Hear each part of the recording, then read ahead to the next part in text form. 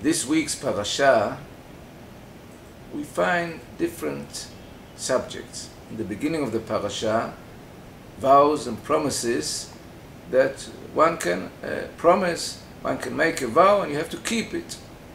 Afterwards, the vengeance of the people of Israel towards the Midianites, and then at the end of the parasha, the request of the tribes of Reuven and Gad to remain on the east side of the Jordan River and to live there.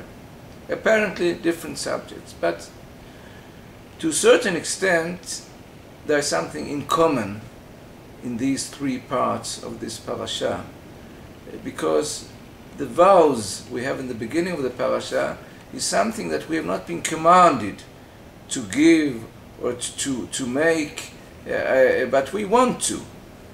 At the continuation of the parasha, in the vengeance of the Midianites, at the end of that war, the soldiers come and say, we want to give a gift to the Mishkan, to the Mikdash.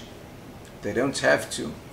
And of course, the end of the parasha, the request of the two tribes is nothing that would have been if they wouldn't have asked.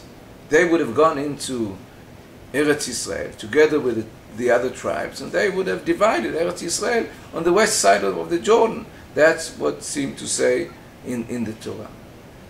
And at the end of the parasha, Moshe Rabbeinu all of a sudden decides to give to the half tribe of Menashe also a part on the Ever HaYarden, on the east side of the Jordan River.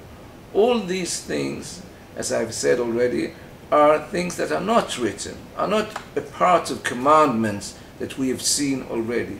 Perhaps the Torah wants to tell us, before we enter the land of Israel, that the Torah doesn't cover life.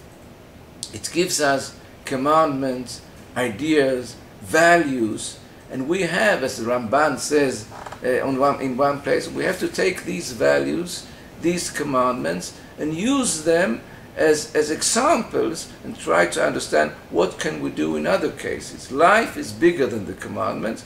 What we do is also a part of the Torah. As we see in this parasha, we can choose things, we can want things that are not written, and they are also a part of the Torah, as long as we feel that they